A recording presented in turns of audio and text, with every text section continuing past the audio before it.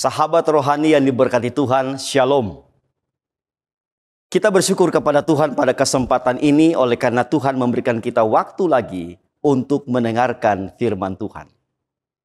Judul firman Tuhan yang akan kita dengarkan pada saat ini adalah Yudas Iskariot dekat dengan Yesus tapi tidak mengenalnya. Dekat dengan Yesus tapi tidak mengenalnya. Mari kita buka ayat pokok yang terdapat dalam Matius pasal 26 ayatnya yang ke-25. Matius pasal 26 ayatnya yang ke-25. Saudara yang membawa Alkitab atau yang punya Alkitab, mari kita buka sama-sama firman Tuhan dalam Matius pasal 26 ayatnya yang ke-25. Apa kata firman Tuhan? Yudas yang hendak menyerahkan dia itu menjawab katanya, "Bukan aku ya Rabi," kata Yesus kepadanya, "Engkau telah mengatakannya." Saudaraku ini berkati Tuhan.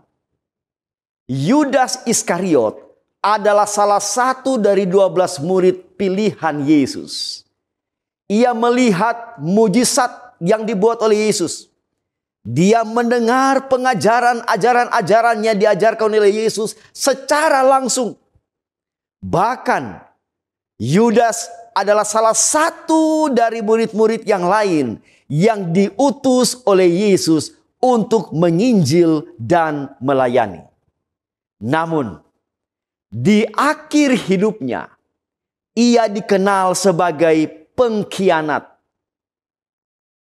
Orang itu menjual Yesus dengan harga 30 keping perak. Yudas pada akhirnya menjadi seorang pengkhianat. Caranya bagaimana? Menjual Yesus. Nah, saudaraku ini berkati Tuhan, pertanyaannya adalah, bagaimana mungkin seseorang begitu dekat dengan Yesus? Melihat dengan matanya sendiri siapa Yesus. Mendengar dengan telinganya sendiri apa yang Yesus katakan. Dia berbicara langsung dengan Yesus. Dia duduk dengan Yesus. Dia makan dengan Yesus. Dia minum dengan Yesus. Dia ada bersama-sama dengan Yesus setiap waktu. Tapi masalahnya sekarang adalah bagaimana mungkin dia begitu dekat tapi bisa mengkhianatinya. Mari kita renungkan lebih jauh hal ini. Saudara, saya mau membagikan bagian ini dalam beberapa bagian. Yang pertama, dekat secara fisik, tapi jauh secara hati. Yudas Iskariot, secara fisik, dia dekat dengan Yesus. Tapi hatinya jauh dari Yesus. Saudaraku, Yudas berjalan bersama Yesus selama lebih dari 3 tahun. Namun, kedekatan fisik tidak sama dengan kedekatan rohani. Saya ulangi, kedekatan fisik tidak sama dengan kedekatan rohani. Ia tidak pernah benar-benar menyerahkan hatinya kepada Kristus. Saudaraku ini berkati Tuhan. Banyak orang ikut kegiatan gereja dewasa ini. Ikut kegiatan pelayanan. Bahkan aktif secara lahiriah, secara terlihat. Namun, hatinya tetap jauh dari Tuhan. Melayani Tuhan. Menyampaikan firman Tuhan. Memuji Tuhan. Tapi hatinya jauh dari Tuhan. Saudara yang berkati Tuhan, ini adalah sebuah tantangan kepada kita saat ini. Apakah kita hanya dekat secara lahiriah? Dekat secara fisik, saudara? Kelihatan kita ini membaca Alkitab, kelihatan kita berdoa, kelihatan kita melakukan hal-hal pelayanan di gereja. Tapi sebenarnya kita ini benar-benar tidak mengasihi Yesus. Tidak menyerahkan hati kita kepada Yesus. Saudaraku, hal itu yang dipraktekkan oleh Yudas. Dekat secara fisik, tapi jauh secara hati. Rohaninya kering. Dia hanya kelihatan berbicara dengan Yesus, berjalan dengan Yesus, makan dengan Yesus, tapi hatinya jauh dari Yesus. Kemudian yang kedua, Yudas menunjukkan sikap cinta akan uang, cinta akan materi. Cinta akan uang ini pada akhirnya menghancurkan imannya, menghancurkan kedekatannya yang seharusnya dia tunjukkan dengan Yesus secara tulus dan terbuka. Tapi cinta kepada uang, saudara, menghancurkan hubungan yang akrab itu dengan Yesus. Yudas dikenal sebagai bendahara dalam kelompok murid-murid Yesus. Tapi kita baca apa yang dibuat oleh Yudas. Saudara baca Alkitab. Baca sama-sama dengan saya dalam Yohanes pasal 12 ayatnya yang ke-6. Kita buka Alkitab. Yohanes 12 ayatnya yang ke-6. Apa kata firman Tuhan? Yohanes 12 ayatnya yang ke-6. Firman Tuhan berkata, hal itu dikatakannya bukan karena ia memperhatikan nasib orang-orang miskin, melainkan karena ia adalah seorang pencuri. Ia sering mengambil uang yang disimpan dalam kas yang dipegangnya. Saudara, Yudas sepertinya menunjukkan simpati kepada orang miskin, orang susah, orang yang papa. Tapi sebenarnya motifnya adalah dia mau mengambil keuntungan dari jabatannya sebagai bendahara. Ayat ini mengatakan dia sering mengambil uang itu untuk kepentingan pribadi. Saudaraku, apa dasarnya? Dasarnya karena Yudas Iskariot cinta akan uang. Saudara, tantangan bagi kita. Apakah kita ini melakukan hal yang sama seperti Yudas? Ia sering mencuri akan uang yang ia pegang yang harusnya digunakan oleh pelayanan, oleh penginjilan yang diperintahkan oleh guru mereka. Saudara, ketamakan akhirnya membuatnya menjual gurunya. Saya ulangi saudara, ketamakan yang dimiliki oleh Yudas akhirnya membuatnya menjual gurunya. Dalam hal ini Yesus. Kenapa saudara? Firman Tuhan dalam 1 Timotius 6 ayat 10 mengatakan, karena akar segala kejahatan ialah apa saudaraku? Cinta akan uang. Hati-hati. Uang penting untuk menopang kebutuhan-kebutuhan kita. Tapi uang bukanlah segala-galanya. Hati kita harus lebih dicondongkan, diarahkan kepada Tuhan yang adalah sumber berkat yang menyediakan kebutuhan kita setiap waktu. Gantinya hati ini diberikan kepada uang. Kita yang mengatur uang, bukan uang yang mengatur kita. Saudaraku, jangan biarkan dosa yang disembunyikan terus berkembang.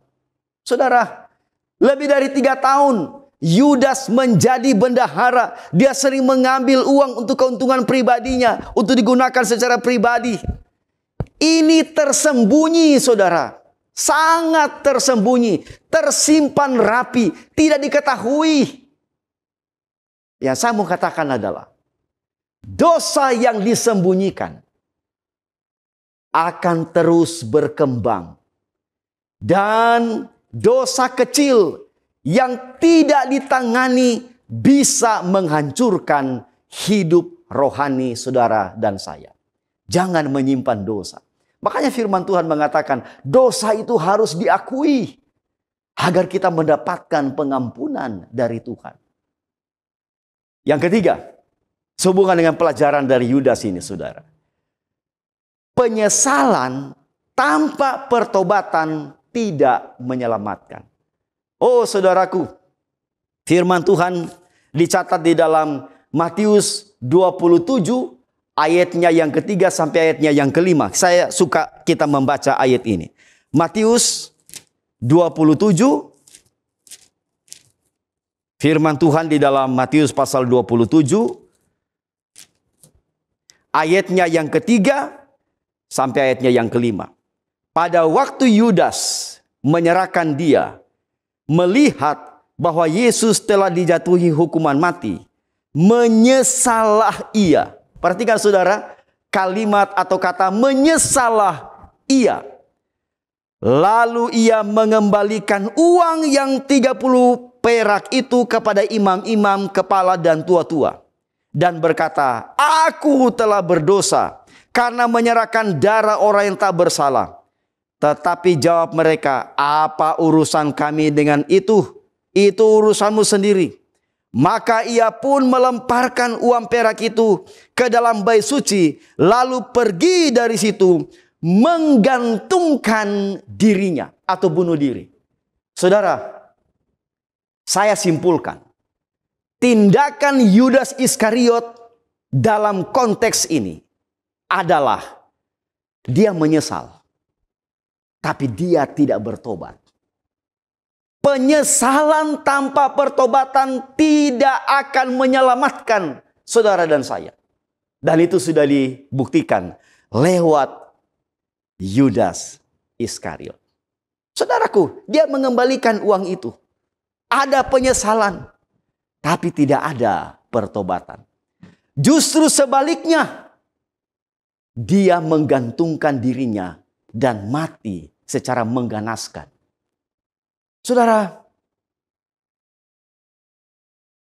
Yesus mengampuni Petrus. Di saat Petrus menyangkalnya, tidak ada catatan bahwa Yudas mencari Yesus seperti Petrus. Dua murid ini membuat kesalahan yang besar. Yudas menjual Yesus dengan 30 keping perak. Petrus menyangkal Yesus sampai ketiga kali. Tapi apa yang membedakan mereka berdua? Saudara, Yudas hanya menyesal tapi tidak bertobat. Petrus menyesali perbuatannya. Dia menyangkal Yesus dan dia bertobat. Saudara, perbedaan antara penyesalan emosional dan pertobatan sejati dapat dilihat dalam dua pribadi itu. Pada kesempatan ini, saya menghimbau kepada kita semua. Jangan puas hanya dekat secara lahiriah. Hanya dekat dengan Tuhan, kelihatan kita aktif di gereja. Oh, menyanyi. Kita berkhotbah, bahkan kita mengajar. Kita kelihatan dekat, saudara. Tapi jangan puas hanya dekat secara lahiriah. Carilah hubungan pribadi dengan Kristus. Hubungan yang terikat dari waktu ke waktu. Karena itulah yang menentukan. Yang kedua, aplikasi untuk saudara dan saya adalah waspadai dosa yang tersembunyi. Sekecil apapun dosa bisa membutakan dan menghancurkan iman kita. Yudas secara tersembunyi tidak diketahui 3 tahun lebih dia menjadi bendahara. Dia sering mengambil untuk keperluan pribadi. Tapi pada akhirnya dosa yang tersembunyi itu menghancurkan dirinya. Yang ketiga, ketika jatuh, ketika kita gagal, ketika kita melakukan dosa yang besar sekalipun, kita jatuh, datanglah kepada Yesus. Jangan lari dari Tuhan, lari kepadanya. Petrus dia jatuh. Dia gagal.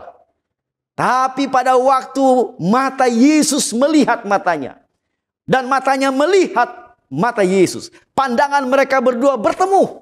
Yang terjadi dalam hati Petrus bukan hanya penyesalan, tapi pertobatan. Saudara, boleh jadi kita mengalami apa yang dialami oleh Yudas Iskariot. Boleh jadi kita mengalami seperti Petrus. Tapi ikutilah pertobatan yang ditunjukkan oleh Petrus. Kiranya pelajaran pada kesempatan ini memberikan berkat kepada kita adalah doa dan harapan kita bersama. Tuhan memberkati. Mari kita berdoa.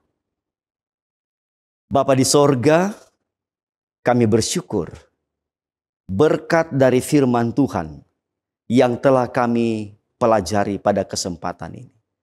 Roh Kudus membantu kami agar pekabaran ini boleh memberikan kami pelajaran. Terima kasih Tuhan. Tuhan memberkati semua pendengar firman Tuhan. Inilah doa permohonan kami dalam nama Yesus. Amin.